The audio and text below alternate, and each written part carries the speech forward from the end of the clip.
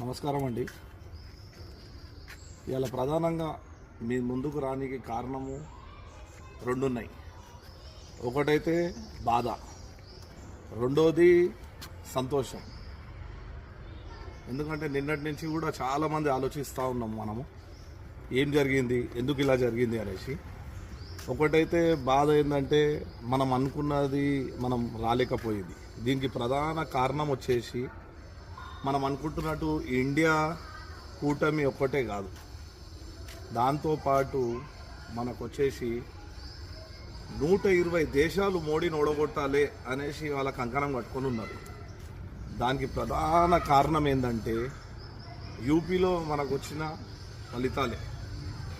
ఎందుకంటే ఇవాళ యూపీలో ఏదైతే ఫలితాలు వచ్చాయో అది దాని వెనకాల చాలా పెద్ద కుట్ర ఉంది. ఇవాళ మనం ఏదైతే